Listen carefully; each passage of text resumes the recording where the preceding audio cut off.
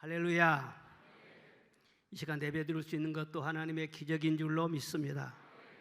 사모하는 여러분에게 하나님의 은혜 주실 것을 믿습니다. 선포합니다. 금보다 귀한 믿음. 어떤 믿음이라고요? 오늘 말씀의 제목입니다. 동서고금을 막론하고 인류가 가장 좋아하는 보석이 있다면 뭐겠어요? 당연히 금이지요. 세상에 여러 종류의 보석이 있지만은 언제 어디서든지 금은 가장 귀하고 아주 값비쌉니다. 그리고 나라에 힘이 있으면은요 금을 많이 사들이는 거예요. 그래서 금 보유량을 보면 그 나라의 국력을 알 수 있습니다. 성경에도 금의 용도가 얼마나 다양했는가를 자세하게 말씀해 주고 있습니다. 돈으로도 사용했고 또 성전에서 하나님께 드리는 제물로도 사용했습니다. 높은 사람에게 선물을 줄 때도 사용을 하고 또 시를 만들 때 직조하는 데도 사용을 했어요. 또 금관을 만들거나 폐물을 만들거나 그릇을 만들 때 때로는 우상을 만들기도 했고 성전의 그릇이나 또 기구들도 금으로 하라고 하는 그런 말씀들이 많이 나옵니다. 그리고 왕과 왕궁의 장식품을 만들기도 했어요. 그런데 요즘에는 현대 문명이 기술 문명이 많이 이렇게 발달이 돼가지고 스마트폰이라든가 또 컴퓨터나 이런 데는 반드시 또 금이 들어가야 돼. 그러니까 산업 용도로 금이 여러 분야에 사용이 되고 있습니다. 금이 없으면은 이 문명이 안 돌아갈 정도로 지금 그렇게 되어 있습니다. 그런데 오늘 7절 말씀에 보니까 금보다 귀한 믿음이라 그런 말씀이 나옵니다. 금이 아름답지만은 믿음이 더 아름답고 금이 귀하지만 믿음이 더 귀하고 또 금이 여러 용도로 쓰여지지만 사실 용도로 보면은 믿음보다 더 다양하게 쓰여지는 그런 은혜가 어디가 있겠어요? 성경에 보면은 믿음으로 다 된다고 했습니다. 믿음으로 구원받고 믿음으로 죄사함 받고 믿음으로 병 고침 받고 문제도 해결하고 소원을 이루기도 하고 귀신이 쫓겨나기도 하고 시험을 이기기도 하고 환난에서 보호를 받기도 하고. 왜 그러냐면은 믿음은 하나님께 연결하는 것을 말하거든요. 그러니까 하나님께 연결만 되면 하나님이 일하시니까 모든 믿는 자에게는 능치 못할 일이 없느니라 그렇게까지 말씀을 하시는 것이죠. 그런데 믿음도 아주 금같이 귀한 믿음이라. 금도 그렇잖아요. 광야 이 탄광에서 바로 그 캐낸 그 금은 누렇게 보여도 그 속에 잡석이 많이 들어 있어요. 그러니까 그건 벌써 값이 나가질 않습니다. 그런데 그걸 용광로에 집어넣어 가지고 재련을 여러 차례 하는 거예요. 그래 불순물이 다 제거되고 순금이 되면은 그게 값이 굉장히 비싸는 거예요. 요즘 시세로 보면은 금 1kg에 한 5천만 원쯤 나간답니다. 엄청난 것이죠. 우리 믿음도 마찬가지예요. 믿음이 다 귀하지만은 그러나 금 같은 믿음이라 해야지 불순물이 많이 섞여 있는 그런 믿음은 하나님이 사용을 할 수가 없어요. 그러니까 믿어도 안 된다는 말이 나오는 거예요. 자기 믿음에가 문제가 있는 거예요. 금 같은 그런 믿음이라야 된다는 거예요. 저는 지난 한 주간에 그 손에 있는 부귀보다 주를 더 사랑하는가 이 복음 선가가 계속 마음에 떠올랐어요. 그래서 여러 번 부르면서 아주 다 외워졌습니다.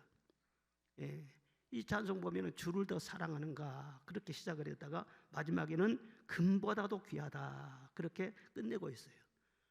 그런데 그 찬송을 계속 부르면서 또 오늘 본문 말씀을 딱 정해놓고 또 주일 설교를 하기 위해서 말씀을 묵상하는데 어쩌면 오늘 본문 말씀에 있는 그 내용이 말이죠 그 찬송가에 다 들어있는 거예요. 다 들어있는 금보다도 귀하다 거기 다 함축이 되어 있어요. 그래서 참 이것도 성령의 인도하심이구나 그런 생각을 하면서 금보다 귀한 믿음 이렇게 말씀의 제목을 정했습니다. 어떤 믿음입니까? 첫째는 주를 더 사랑하는 믿음입니다. 주를 어떻게 한다고요? 더 사랑하는 믿음이에요. 자, 오늘 본문 8절을 다 같이 읽어보겠습니다. 예수를 너희가 보지 못하였으나 사랑하는도다. 이제도 보지 못하나 믿고 말할 수 없는 영광스러운 즐거움으로 기뻐하니. 아멘. 예수를 보지 못했으나 성도들이 사랑하죠. 우리도 다 예수님 못 봤죠. 예? 그런데 예수님 사랑하죠. 예수님이 최고라고 그러죠. 어떻게 우리가 사랑하게 되었습니까? 우리에게 계신 성령의 역사인 줄로 믿습니다. 성령이 예수님을 믿게 하고 영적으로 보게 하고 그의 따뜻한 가슴을 느끼게 하고 사랑할 마음을 주시는 거예요. 얼마나 이렇게 귀한지 몰라요. 하나님이 우리를 사랑하실 때는 적당하게 사랑하는 것이 아닙니다. 하나밖에 없는 독생자를 내어주시기까지 우리를 사랑하셨어요. 또 예수님은 하나밖에 없는 목숨을 우리에게 내어주시기까지 사랑하십니다. 그리고 성령님은 추하고 죄 많은 우리 심령에 오셔서 떠나지 아니하고 항상 함께 계시는 거예요. 어디 냄새나고 구질구질한 그런 집에서요 오래 있으라고 하면 여러분 있겠어요? 괴로워서 못 있는 거예요. 그런데 우리 심령도 때로는 냄새가 날 거란 말이에요. 성령님이 불편할 거란 말이에요. 그래도 절대로 떠나지 아니하시고 항상 우리와 함께 하십니다. 이것이 사랑이죠. 이 진한 사랑을 받고 있는 우리가 어떻게 주님을 적당하게 사랑할 수 있으리요? 주님을 뜨겁게 사랑하지 않을 수가 없죠.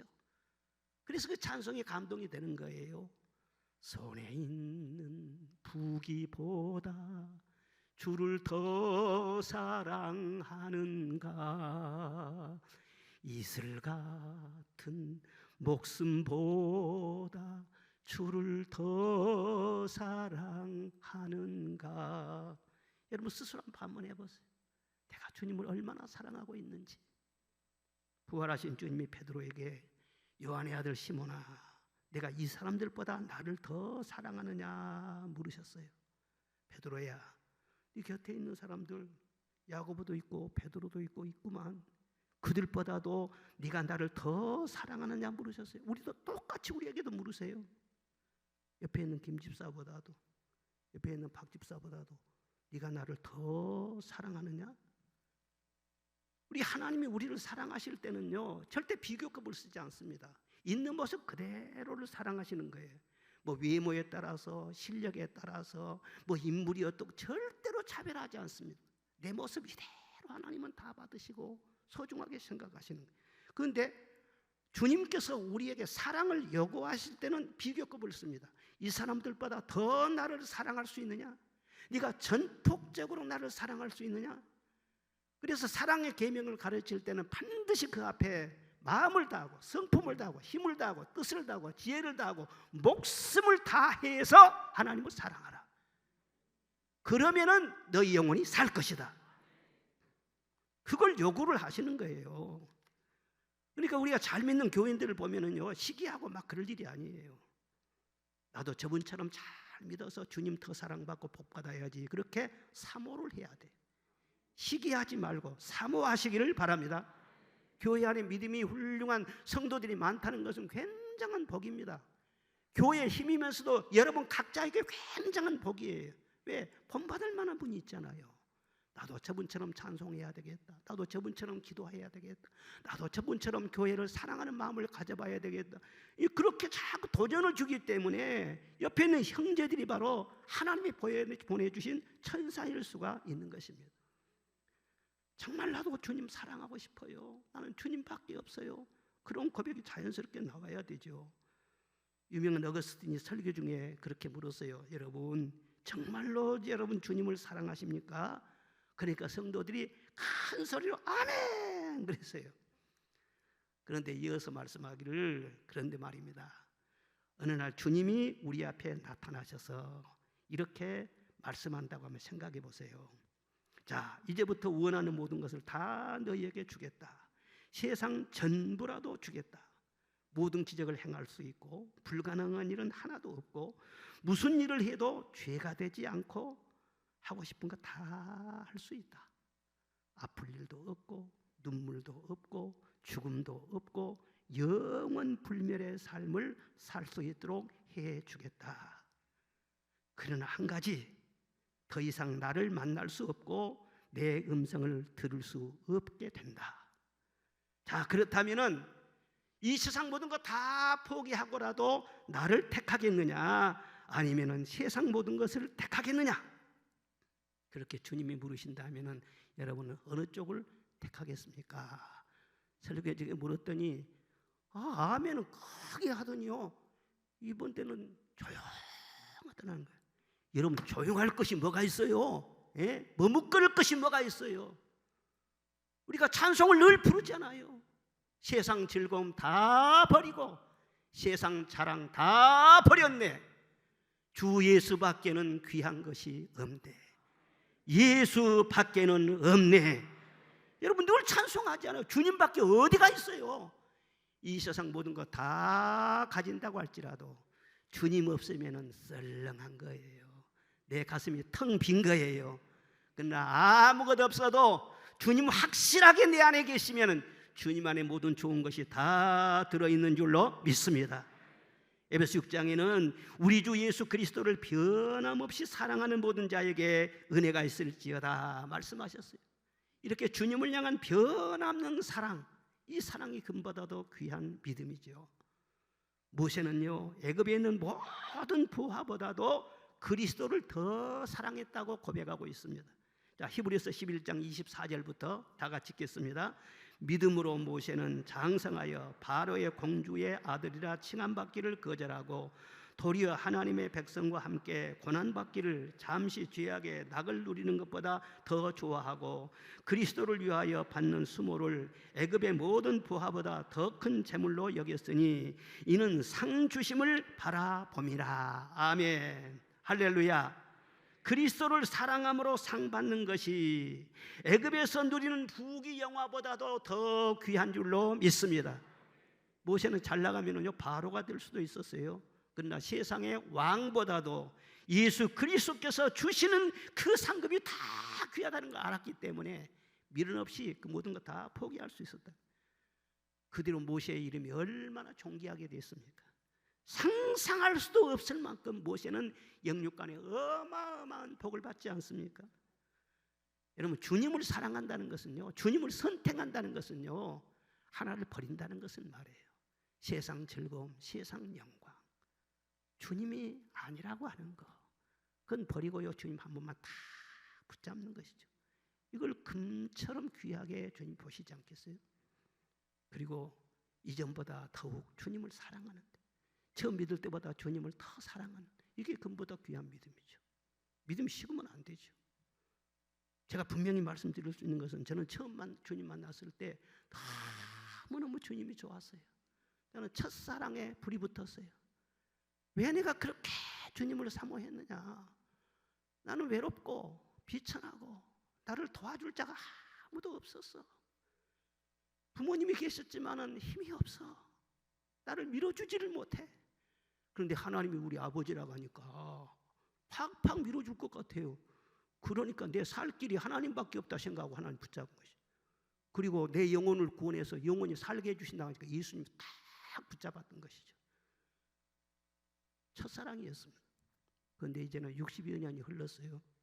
그런데 지금은 어떤가? 여러분, 그때 어렸을 때는 주님을 처음에 믿을 때는 사실 이렇게까지 주님이 좋은 줄 모르고 믿었어요. 그냥 좋다 하니까 그냥 그런 줄 알고 믿은 거예요. 믿음 주셔가지고 하나님께서. 그런데 목회하면서 지금까지 주님 섬기면서 살고 보니까 주님처럼 귀한 분이 어디가 있어요? 주님은 한 번도 나에게 실망을 끼친 적이 없으세요. 한 번도 주님께서 나에게 섭섭하게 해주신 적이 없으세요. 내 참은 미래까지 다 준비해 주시고 나를 아껴 주시고 나를 사랑하여 주시고, 그 주님을 제가 알았지요. 아마 처음 믿을 때보다 지금은 100배 이상 더 주님 사랑할 거예요. 확실하게 그럴 겁니다. 여러분 어떻습니까? 처음 믿을 때보다 주님을 다 사랑하십니까? 그렇지 않다면 믿음이 식어진 거죠. 어떤 교인이 목사님 찾아와서, 아유 목사님, 제가 다음 주일날은요 시간이 바빠가지고 예배 드릴 것이 시간이 없어요. 그래 예배 참석 못하겠습니다. 그랬답니다. 그러니까 목사님이 아무리 생각해도 이분이 이렇게 돼서는 안 되는데 머뭇거리다가, 집사님 제가 얘기를 하려고 할까요?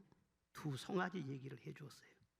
한 농부가 새끼 송아지 2마리를 얻었는데 둘 중에 한 마리를 주님께 드리겠다고 약속을 했다는 것입니다. 그런데 며칠 뒤에 한 마리가 똘컥 죽고 말았어요. 그래서 농부가 죽은 송아지를 확인하고 아내에게 가서, 여보, 주님의 송아지가 죽어버렸어. 죽어버렸어. 그랬다는 거예요. 집사님, 우리에게도 항상 두 송아지가 존재합니다. 그런데 대부분은요, 주님의 송아지가 죽었다고 그럽니다. TV 볼 시간은 있어도 성경 볼 시간은 없고, 사람 만날 시간이 있어도 예배 드릴 시간은 없고, 놀러 다니면서 더 쓸 돈은 있어도 주님께 드릴 돈은 없고, 주님께 바치려고 했는데 사정이 어려워가지고 주님께 드릴 송아지가 죽어버렸네요. 자꾸 그런다는 거예요.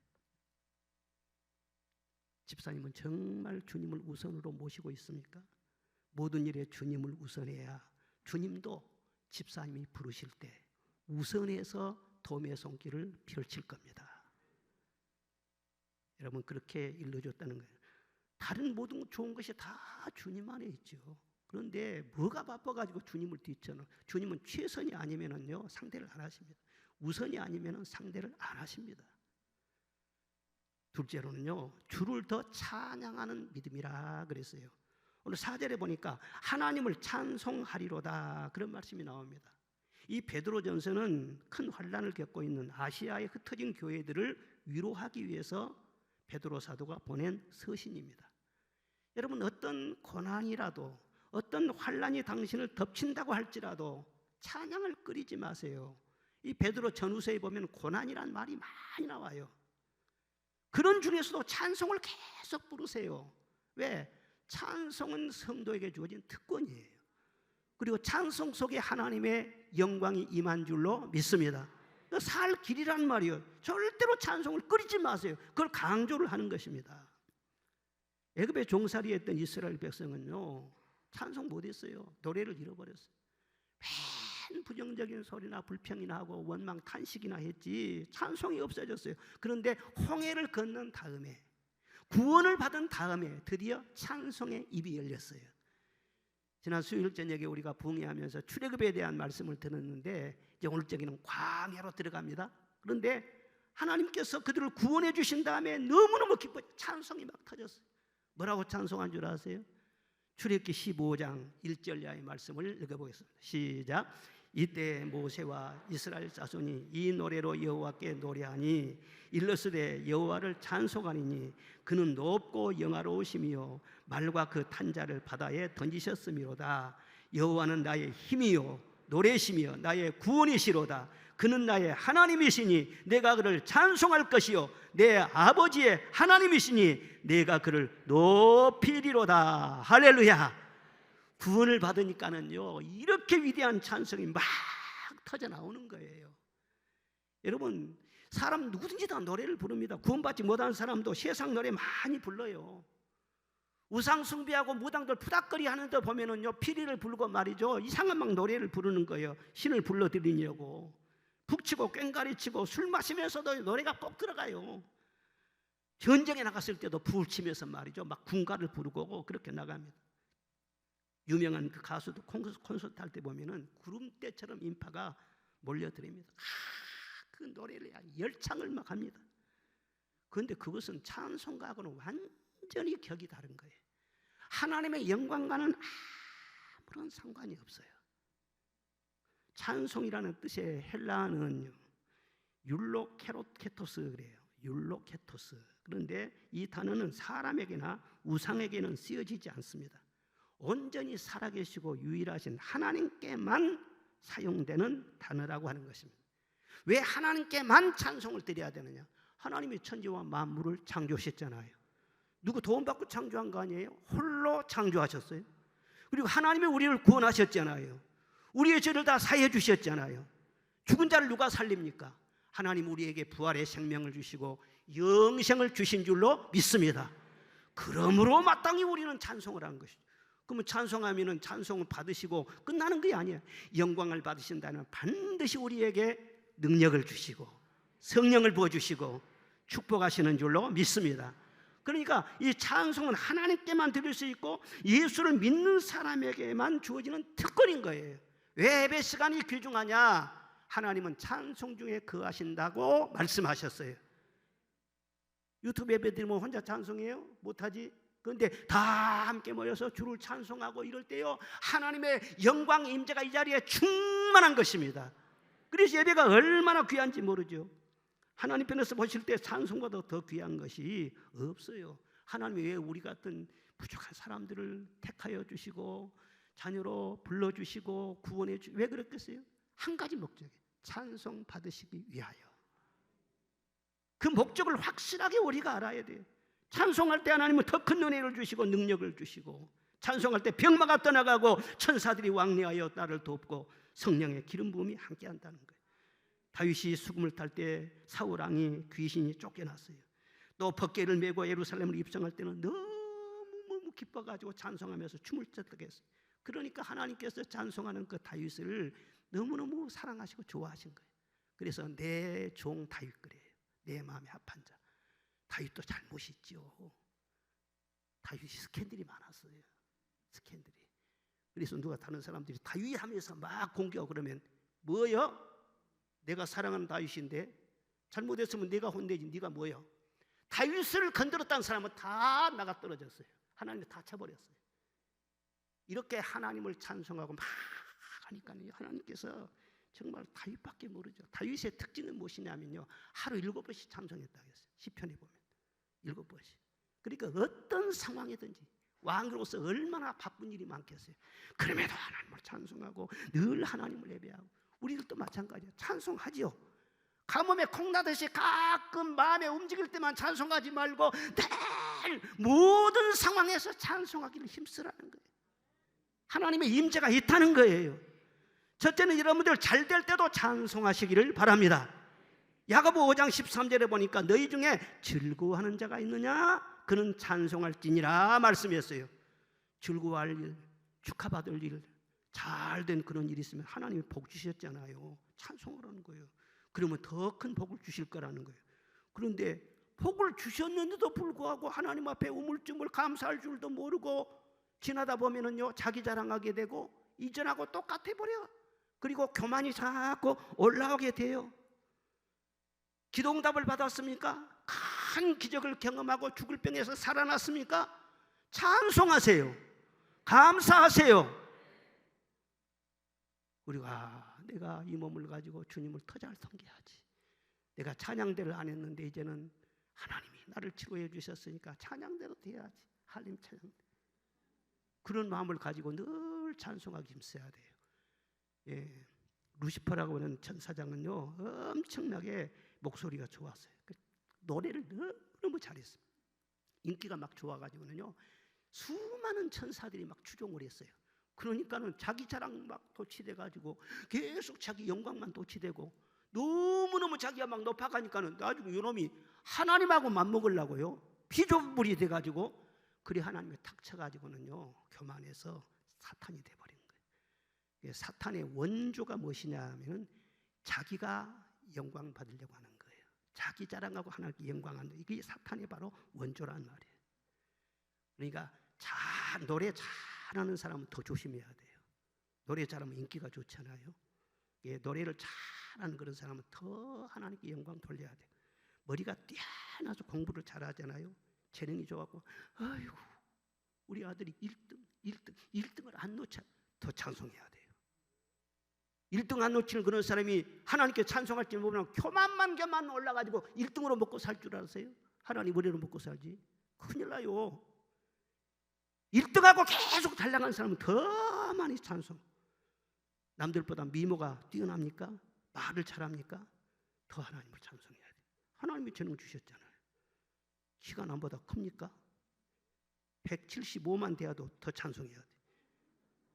190 이상 된 사람은 날마다 찬송해야 돼. 적은 것보다 큰 것이 얼마나 좋아요. 예?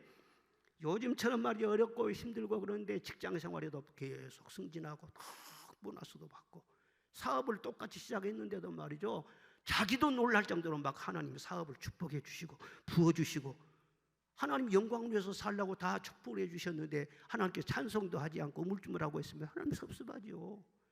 잘 될 때 찬송하고 잘 될 때 감사를 더 많이 하면 하나님이 잘 되는 중에 더 잘 되게 해주실 줄로 믿습니다. 그리고 늘 찬송하라고 했어요.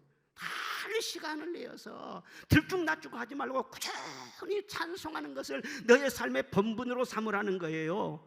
누가복음 24장 52절 이하의 말씀 다 같이 읽어봅시다. 시작. 그들이 그에게 경배하고 큰 기쁨으로 예루살렘에 돌아가 늘 성전에서 하나님을 찬송하니라. 아멘. 개역성경에는요, 성전에서 늘 찬송하더라 그렇게 되어 있어요. 성전에서 계속 120문도들이 찬송하고 기도하고 찬송하고 기도하고 열흘 동안 그랬더니 거기에 오순절 성령 강림이 임한 거예요. 지금도 마찬가지예요. 교회에서 하나님 앞에 상달되는 기도를 드리고 찬송하고 말씀 듣고 기도 드리고 찬송하고 계속 예배 드릴 때마다 보세요. 그 예배 드릴 때마다 성령이 강림하세요. 이 예배는 왜 중요하냐면 성령이 임하시기 때문에 중요해요. 여러분, 성령 받으면 다 살아나요. 여기에서 성령 받으면 나라도 잘 되어요. 성령 받으면 세상이 좋아지게 되는 거예요. 그래서 교회가 세상의 희망이라고 하는 거예요. 이 예배 생활을 항상 우선순위에다 두고 조금이라도 일찍 와서 예배 시간에 찬송을 잘하려고 해야 돼요. 요즘 3부 예배 때 저는 계속 찬송을 하니까 너무 감사해요. 정말 하나님이 성령으로 영감을 주신 것 같아요. 예. 그리고 고난 중에도 찬송하라 그렇게 말씀해요. 마음이 즐거울 때 평안할 때 찬송하는 것은 자연스럽지만요, 환난을 당했어요. 참 남이 당하지 않은 큰 어려운 일을 당했어요. 이럴 때 참 찬송하기 어렵죠. 집사님 감사하고 찬송하시. 아이고 목사님, 내가 이럴 때 지금 찬송하게 돼 찬송할 기분이 아니에요. 그렇게 말할지 모르지만요, 참 그런 시련 중에서도요, 믿음만 있으면 찬송할 수 있습니다. 자, 우리 본문 6절을 보겠습니다. 본문 6절 시작. 그러므로 너희가 이제 여러 가지 시험으로 말미암아 잠깐 근심하게 되지 않을 수 없어 오히려 크게 기뻐하는도다. 아멘. 시험을 당해도 믿음만 있으면은 잠깐 근심을 할 수 있어요. 사람이 있기 때문에 그렇지요. 잠깐 근심을 할 수 있어요. 그러나 믿음이 새록새록하니 올라옵니다. 그래서 하나님 앞에 더 찬송할 수 있어요. 어떤 믿음이 올라오냐? 고난 중에도 하나님 나와 함께 하심을 믿습니다. 믿음이 올라오는, 감당치 못할 시험을 안 주신다는 것을 또한 믿습니다. 고난은 잠깐이지만 끝나게 될 줄로 믿습니다. 그렇게 다 믿음이 올라온 거예요. 고난을 통해서 내 믿음이 더 성장하고 금보다 귀하게 될 줄로 믿습니다. 현재 고난은 장차 나타날 영광과 좋게 비교할 수 없게 될 줄로 믿습니다. 그러니 하나님 앞에 감사합니다. 상황이 아무리 나를 우겨싸도요, 그 속에 믿음만 있으면요, 그 어려운 상황을 뚫고 찬송할 수 있습니다. 그 찬송 부를 때 이 대목에 굉장히 내가 감동을 받았어요. 큰 물결이 뛰노라도 주를 더 찬양하는가. 큰 환난이 닥쳐와도 주를 더 찬양하는가. 여러분, 큰 물길이 떠나요. 찬양할 수 있습니까? 그 다음 이어지는 찬송이 뭐예요? 깊은 잠에 빠진 영혼 주님 만날 수 없어.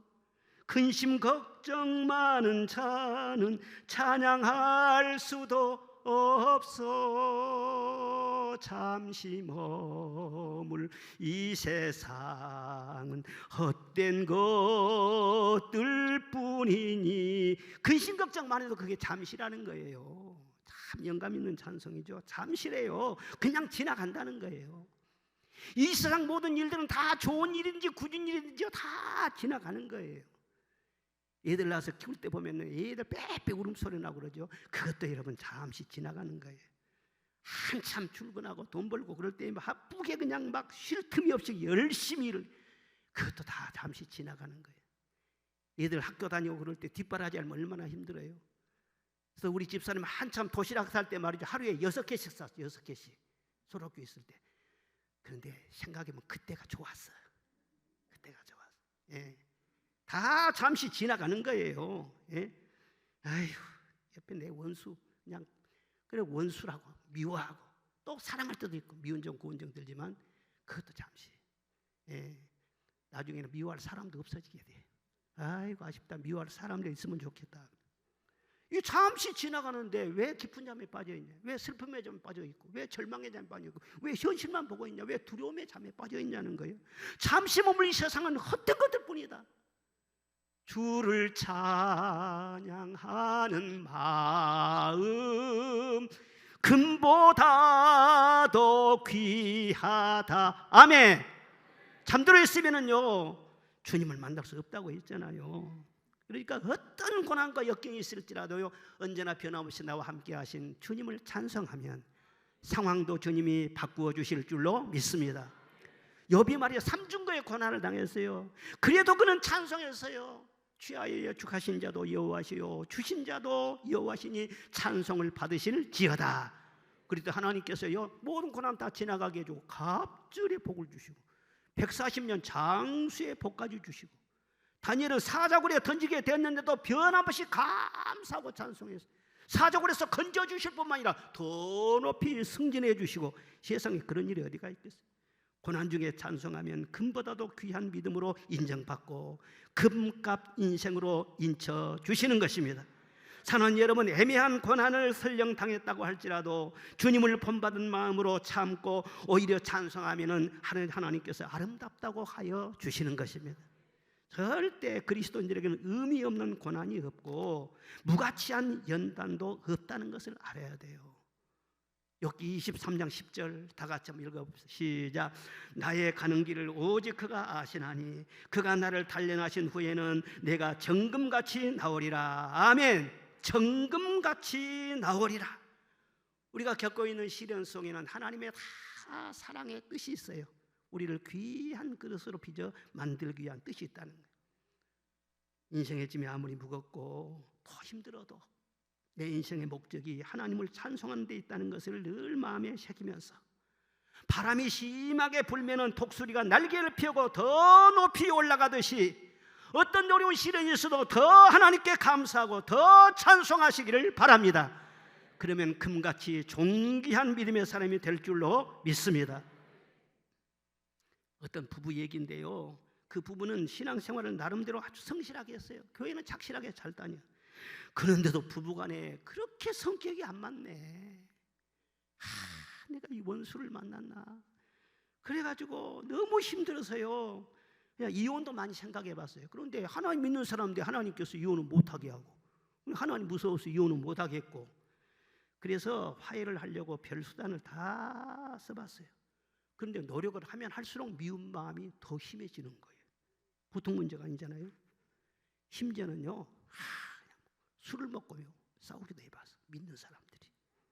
하여튼 별일도 다 있어요. 예. 또 같이 여행도 해보고 대화도 많이 해보고 통사정도 해보고, 그리고 겁주려고요 수면제를 막 하나를 먹기도 하고 말이죠. 아무리 했는데도 화해가 되질 않아요. 그래서 결론이 무엇이냐, 이제 우리 둘이 별거 합시다. 그럽시다. 죄 짓고 사는 것보다 별거 하는 것이 훨씬 좋겠다고. 그래서 아내가 집에 남고 남편은 집에서 나가기로 그렇게 하고 딱 별거를 시작을 했어요. 그런데 다음 주일날이 돌아왔네. 그래도 교회는 가야 됐잖아요. 그래서 교회를 왔어. 근데 평소에는 둘이 같이 앉는데 그날 따라서 남편은 저쪽에 앉고 아내는 또 저쪽에 앉고, 그래서 왔는갑다 관심 없이 예배를 드렸어요. 그런데 주일날 찬송을 부르는데 그날 따라서요 첫 번째 예배 찬송이 무엇이냐 하면은 돌아와 돌아와 마음이 곤하니여 길이 참 어둡고 매우 험하니 지불락 앉아요 돌아와 어서 오라 어서 오라고 막. 그래서 궁상맞게 꼭 나한테 부르는 찬송 같네. 그리고는 설교 끝났는데 설교 후에는 또 무슨 찬송이 나오냐 그러면은요 멀리 멀리 갔더니 처량하고 고나며 슬프고도 외로워 정처 없이 다니니. 이 찬송이 나온 거예요. 우연한 건 아니잖아요. 그러니까 찬송을 여기서 목사님들이 정하는 것도요 다 성령의 인도가 있는 거예요. 오늘 이 설교도요 성령의 인도를 따른 누군가에게 필요하기 때문에 이 말씀을 주시는 거예요. 오늘 이 설교는요 굉장한 기도와 진통 가운데 나온 설교예요. 나 이 설교 하려고 마음도 안 먹었어요. 그런데 하나님께서 이쪽으로 인도해 주시는 거예요. 야, 참 얼마나 놀라운지. 그래서 말이죠, 마음이 막 괴로워. 성령의 역사가 일어나고 사람이 고쳐지려면요 좀 괴로움이 있습니다. 영적인 고통을 많이 당해요. 그런데 주님이 만져주시잖아요. 그러니까 자기가 자책이 되는 거예요. 내가 우리 남편한테 너무 심하게 했다. 우리 남편이 그렇게 나쁜 사람은 아닌데. 그리고 남편도 막 그런 마음이 든 거예요. 참 내가 아무리 해도 너무 무뚝뚝하지. 너무나 멋없는 남자야. 나 따라서 아니라고 내 집사람 고생 많이 했지. 이런 마음이 든 거예요. 생전 들어본 마음이 없어요. 그리고 불쌍한 마음이 들고, 그리고 용서하고 싶은 마음이 생기고, 사랑하는 마음이 그렇게 생기고 막 그러는 거예요. 그래도 자존심 때문에 말이죠, 그냥 나와서 만나지도 않고. 그런데 또 밤예배가 있네. 밤예배를 꼭 나와야 된다니까.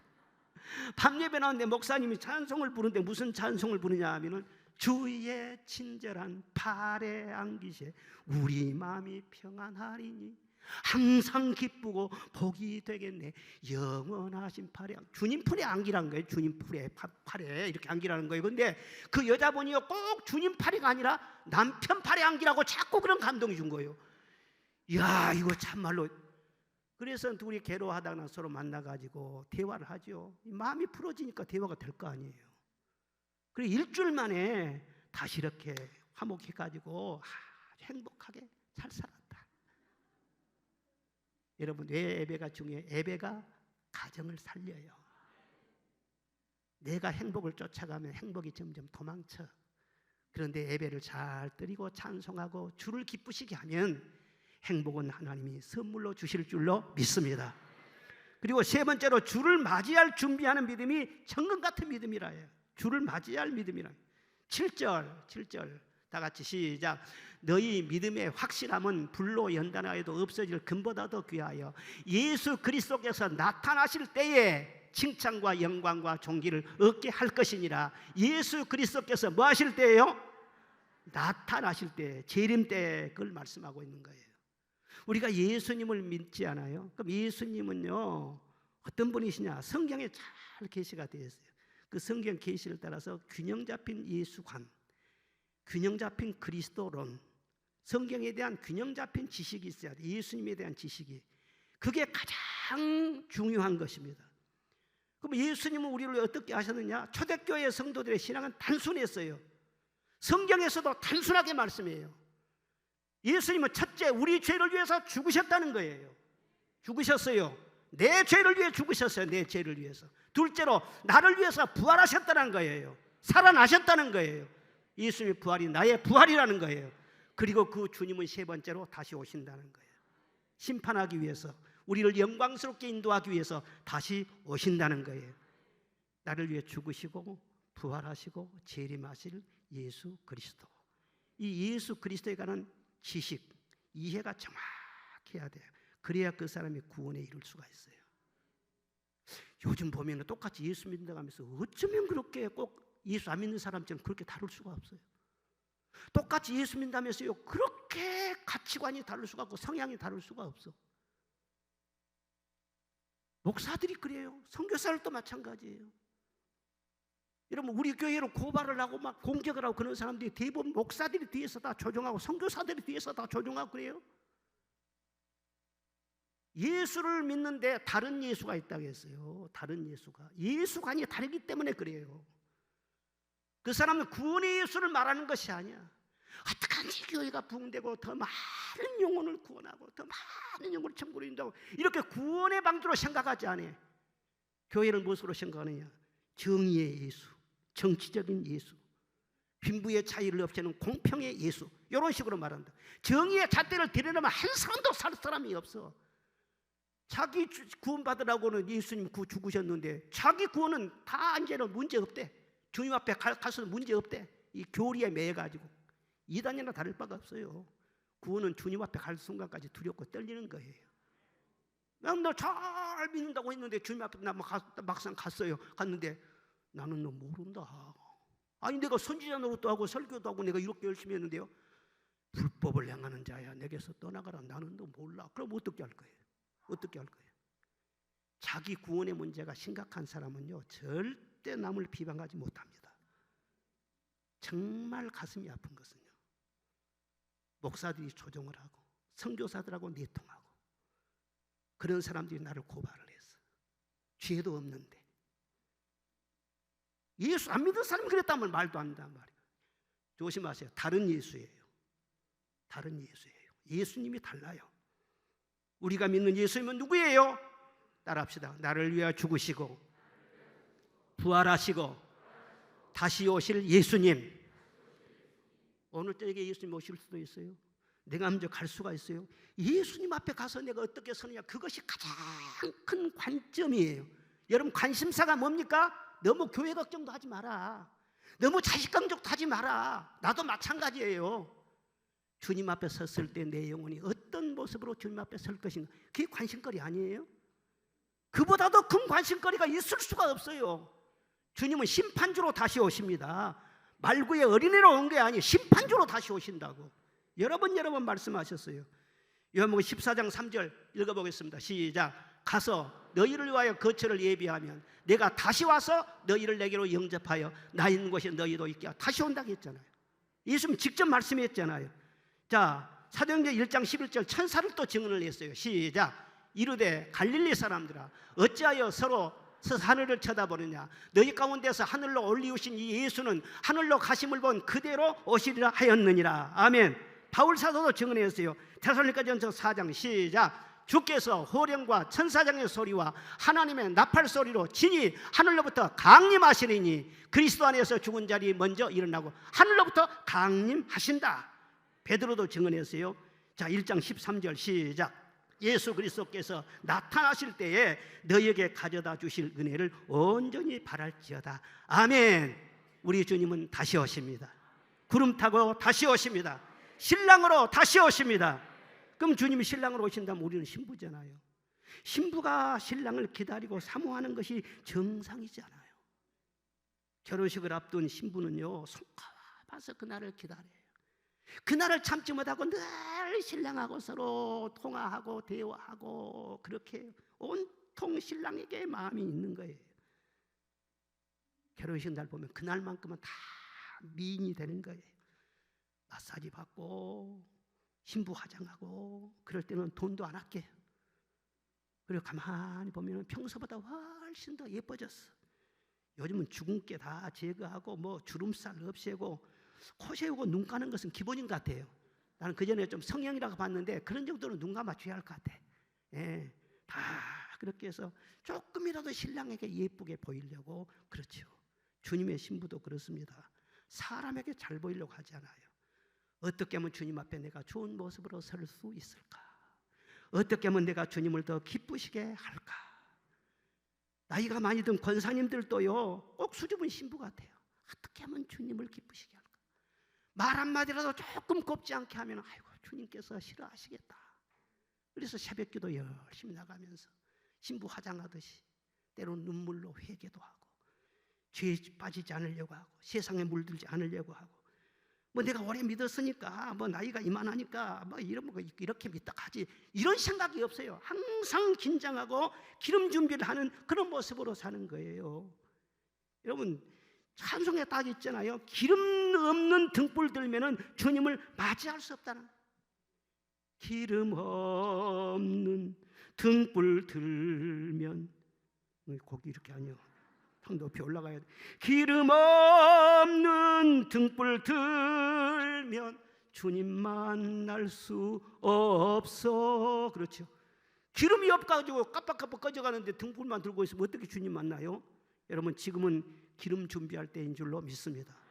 기름 준비는 말씀 충만을 말하는 것입니다. 말씀을 듣기를 힘쓰시고 깨닫기를 힘쓰시고 말씀을 사랑하시기를 바랍니다. 그리고 늘 성령 충만하시고 그리고 내게 주어진 식구들에게 때를 따라 양식을 나눠주라고 그랬어요. 나 혼자만 양식 먹고 속으로만 딱 내가 아멘하고 그러지 말고 구역 식구들에게 나눠주라는 거예요. 늘 나눠주라는 거예요. 전하라는 거예요.